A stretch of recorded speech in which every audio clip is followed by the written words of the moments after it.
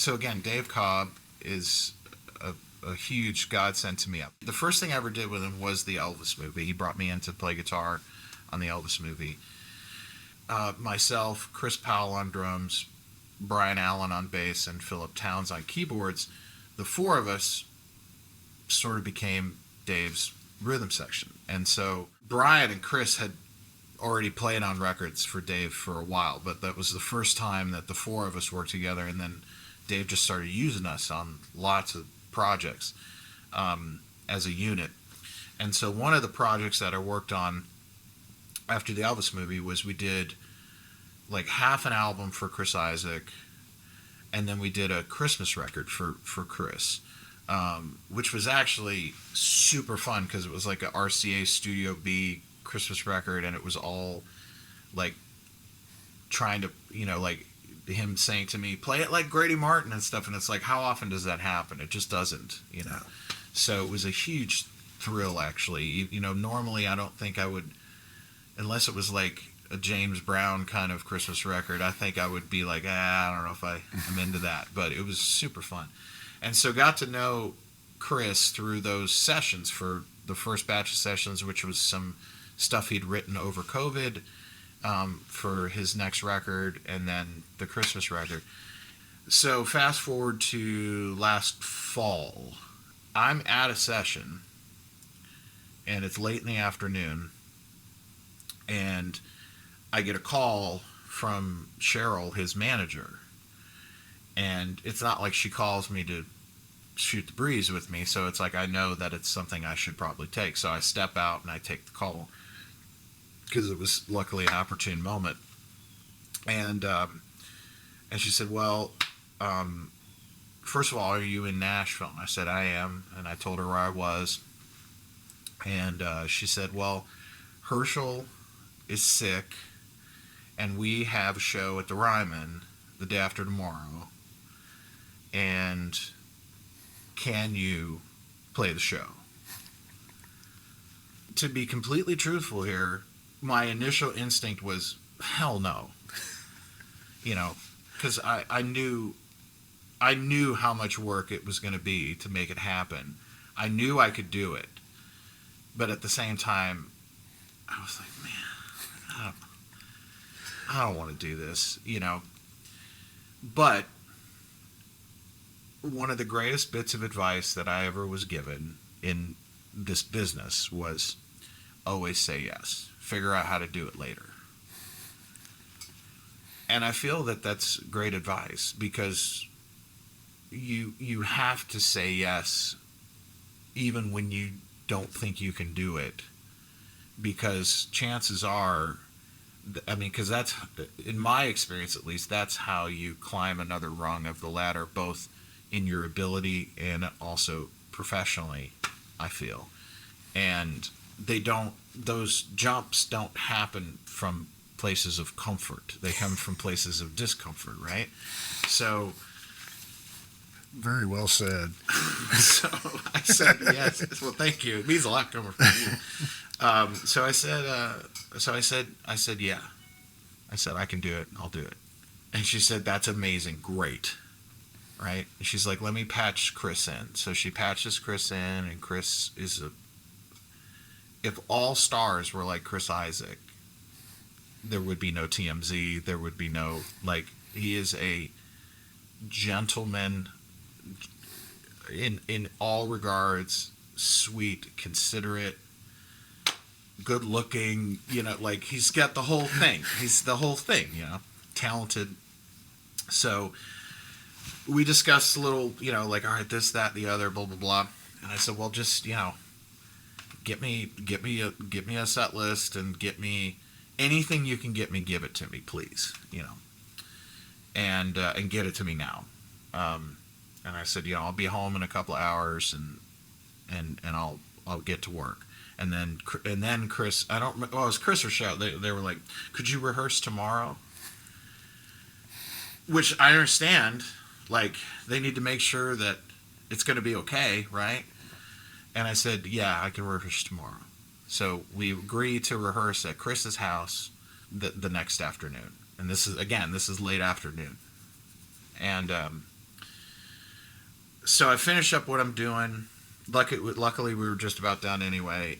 And so I'm starting to think, okay, what do I need gear-wise? And then I went, oh, Jesus, I don't have a Stratocaster with a tremolo bar. And I said, I know Wicked Game and other like, and so then I'm like racking my brain of, all right, who am I going to call and bug? Because I need to borrow one from somewhere. And, I've got a lot of friends, but my buddy Zach Childs from Ask Zach, I'd just seen him that morning at Joe Glazer's shop with his Strat that had just gotten built by Brad Paisley as a gift to him. And so I called Zach and I said, can I borrow your new guitar? And I explained what was going on. And I said, dude, I totally understand if not, but I just saw you this morning.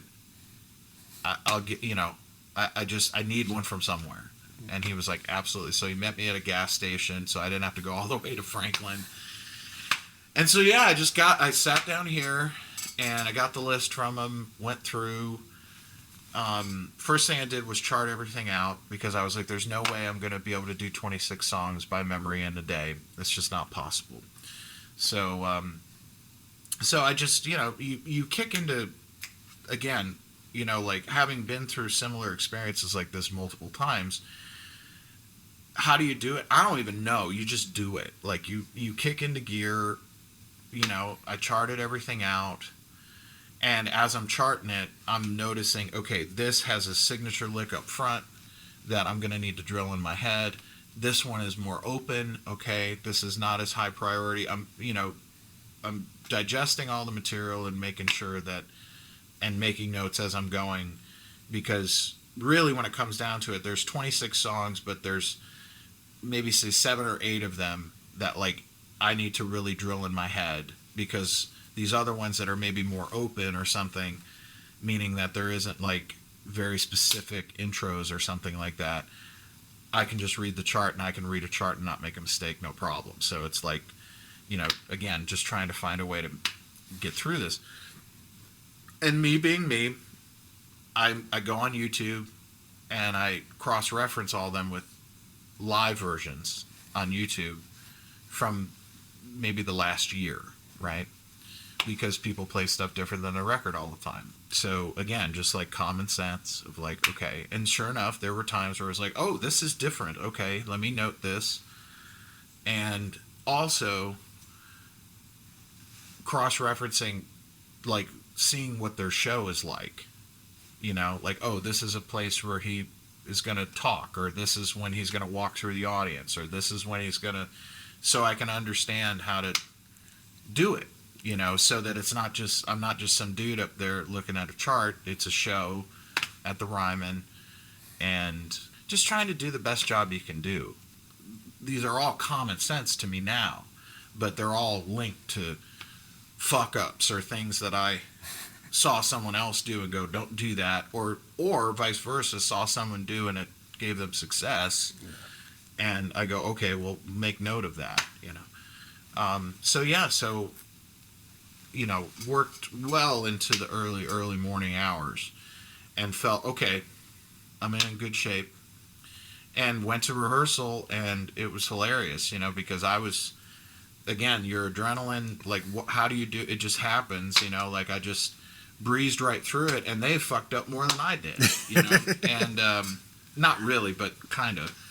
And at one point, Chris was like, I'm just waiting for you to fuck up. Like, come on, man. And I'm like, hey, I'm not here to fuck up. I'm here to do your show. So that went great. And then the pressure kind of was off, because it's like, all right, the hardest part is bringing their anxiety level down. And so it's like, again, I play on records and have way more than I've played live with people. It's not live. I'm doing my own thing most of the time. The one thing that I am used to is like when I'm augmenting a band that already exists and I'm the outsider, putting them at ease that like I'm not just some, whatever they think of me, like, oh, here's the ringer and he's, or something like that. Like, so like the concept of like that band, Chris's band, has been together longer than I've been alive, right? So how do I put these guys at ease that this is a stressful situation. They've been a band forever, so like just getting in and hanging with them and joking with them, and Kenny the drummer has been with them forever, like connect, just not in a and Book is really great at connecting with people. Like he's in the musician world, he's one of the best, and which is why I think his channel and stuff has been so successful, is because it is one of his many great talents. But it's that ability to, in a non-fake way, to find something to connect on quickly, so that you have a bond of some sort that you can build something on. Because it's a very disarming tool. It is, and you can't make music with people unless you bond in some way.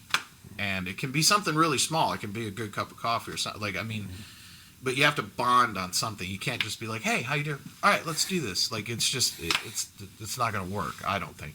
So yeah, we got through it. It was great. Showed up at the Ryman the next day, and so there's a couple of points I think worth mentioning.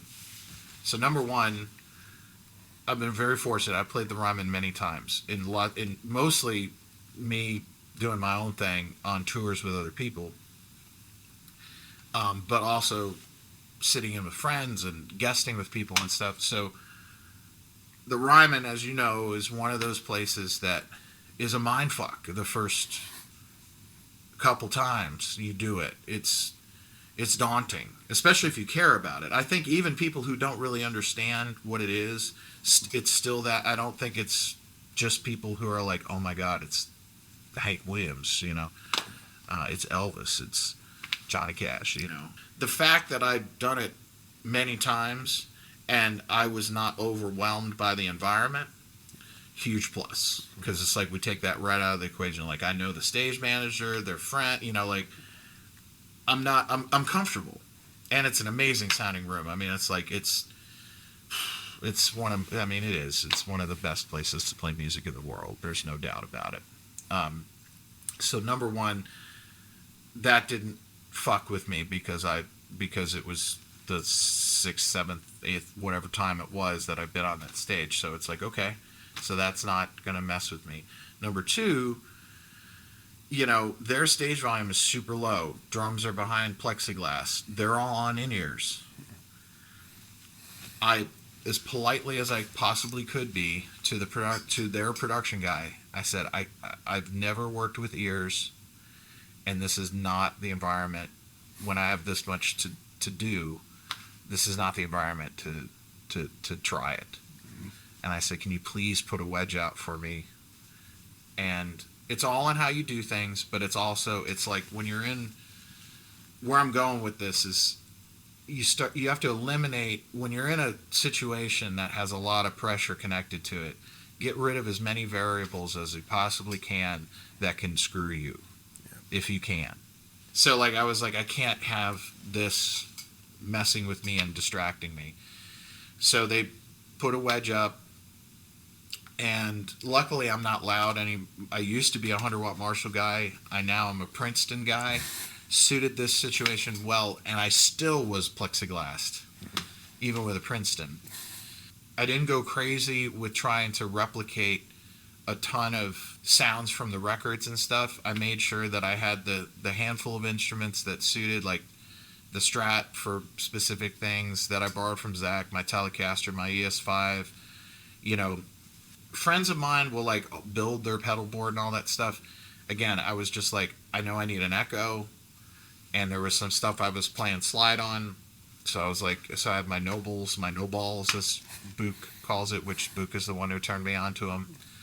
And a tuner, like just the most basic, like I don't need a bunch of other stuff, keep this as simple as possible. And then the last big thing of like trying to eliminate potential problems is they have their guitar tech, right, who works for Herschel. I've never met this person. I'm sure he's amazing. But a relationship between a guitar player and a guitar tech is like a band with a front of house person. Like, you learn each other, okay? And so I said, listen, if you want I can tell you which guitars I want for which song, but just put them on a stand for me. Like, don't, I will tune them, I will capo them, like, because I want to know that I did it. Because I don't want to get something and have not conveyed something to him specifically and then disaster the second I start the song, right? And again, it's all in how you do things. And I explained to him, I said, listen, you know, I'm used to doing my own thing, you know, just consider this a night to kick back, you know, if anything goes wrong, I'll need you, you know, I just said it in a way that wasn't going to be like confrontational or shitty, but at the same time, like, stand down, because I need to be driving as much of the ship as possible here so that I can get through it. Yeah. And then, we did the gig, and it went off flawlessly. And side note, there's 2 portions in the show that the band do dance moves. They were not expecting me to do these, right? But because I'm me and I'm nuts, I had seen these, and when I saw, I forget what the songs are called now, but I saw like a video of one, and then I'm like, well, let me see if they do that every time, because it seems like they do. And so I didn't do it in rehearsal because I wanted to make them laugh, and so at the show and they, like, Chris almost fell over. He was like, I cannot believe. You know, to me, it's like, is it hard? Yes, but it's a lot of work. But it's, you know, if you care, it's not. It's like, it's just do the best job that you're capable of doing. Mm-hmm. And, you know, needless to say, could other people have done it? Absolutely. Could other people have done as good a job or better? Absolutely. I'm not unique in that. But I did everything and more that was needed. And just like when you have certain interactions with people, and they can be something very granular, but then they spiderweb out, and they lead to 40 other great opportunities, and it's just from this simple little thing. Obviously, situations like that, where there is a lot of pressure, even more so. And so it's like that, there were several things that followed that like, all it did was just give me carte blanche, you know. And so glad I said yes. Always say yes. Figure out how to do it later. You'll figure it out. Or you won't, and learn something.